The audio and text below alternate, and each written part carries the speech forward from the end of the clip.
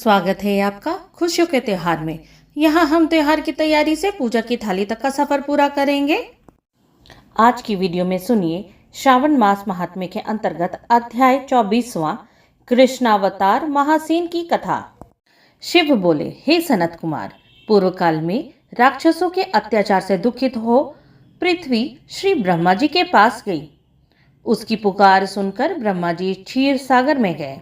वहां पर उन्होंने विष्णु भगवान से बहुत विनय करके पहले उन्हें प्रसन्न किया, फिर उन्होंने सारा वृत्तांत कह सुनाया। भगवान हरि ने ब्रह्मा जी और देवों की बात सुनी। उन्होंने उनको आश्वासन देकर कहा कि वे वासुदेव की पत्नी की कोख से उत्पन्न हो पृथ्वी को भार मुक्त कर देंगे। फिर वे आकाश में विलीन हो गए। उन्होंने देवों को पृथ्वी पर जाकर यदुवंशियों के रूप में पैदा होने को कहा।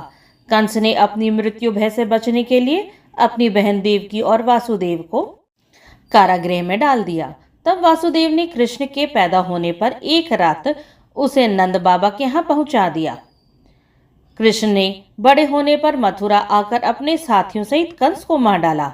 मथुरावासी प्रसन्न हो प्रभु से बोले, हे कृष्ण, हे महायोगी, हे देवों के अभयदाता, हे शरणागत रक्षक, हम आपको बारंबार प्रणाम करते हैं।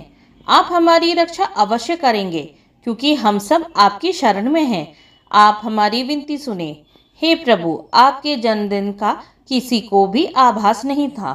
अब हम जान गए हैं, तो हम आपके निमित्त वर्धापनोत्सव अवश्य करेंगे।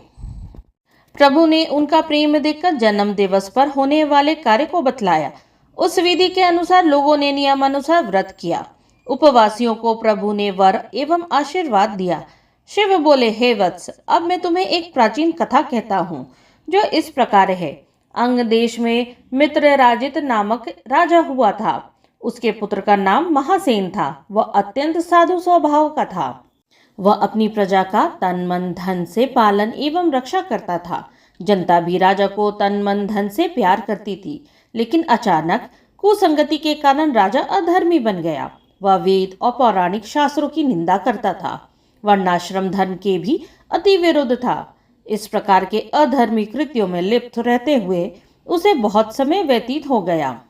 उसे पृथ्वी से यमदूतों ने पाश में बांधकर यमलोक ले जाकर चित्रगुप्त के समक्ष पेश किया। वहां उसके साथ क्रूर व्यवहार किया गया और नरक में डाल दिया गया। फिर उसे पिशाच योनि प्राप्त हुई।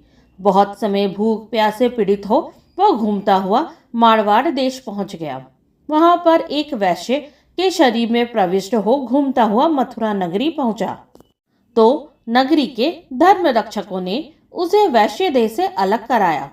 तो वह मथुरा नगरी में भी मारा मारा फिरता हुआ देवयोग से वनों और आश्रमों में घूमता हुआ जन्माष्टमी वाले दिन ऋषियों और मुनियों द्वारा रात्रि के धार्मिक गायन वादन सभा में सम्मिलित हो गया। वहां पर वह रात भर जागता रहा। तो उसने भी हरि कथा सुनी, जिसके फल स्वरूप वह कुछ काल पश्चात भवसागर से मुक्त हो अपने शरीर छोड़कर प्रभु के विमान में सवार हो विष्णुलोक चला गया। यही कारण है कि आचार्यों व महर्षियों ने इस व्रत को विधि अनुसार ही करने को बतलाया है। यह समस्त भोग उपभोग प्रदान कर सारी मनोकांक्षाओं की पूर्ति करता है। इस व्रत के पुण्य फल स्वरूप सारे मनोरथ पूर्ण हो जाते हैं।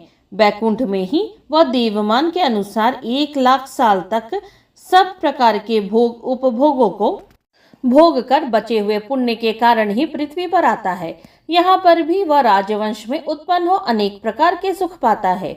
जहाँ पर विश्व श्रेष्ठ व्रत और उत्सव सहित प्रार्थना पूजन अर्चना होती है, वहाँ पर कभी भी किसी प्रकार का अधर्म व अशुभ नहीं होता है। वहां पर इंद्रदेव की कृपा से मेघ भी मधुर वर्षा करते हैं। जिन गृहों में कृष्ण पूजन नियमानुसार होता है, वहां पर सदैव ही सब प्रकार की रिद्धियां सिद्धियां वास करती है। इस पाठ के श्रवण से क्या फल मिलता है? 24वें अध्याय के पाठ श्रवण से सर्व मनोकामना पूर्ण होती है।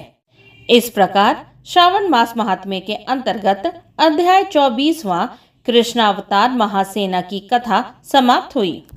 अगली कथा सुनने के लिए हमारे साथ जुड़े रहें।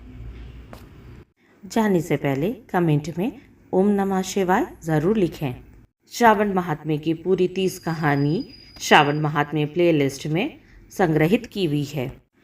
उससे सुनने के लिए डिस्क्रिप्शन बॉक्स में प्लेलिस्ट की लिंक दी गई है। यहाँ तक बने रहने के लिए आप सबका धन्यवाद। ओम नमः शिवाय।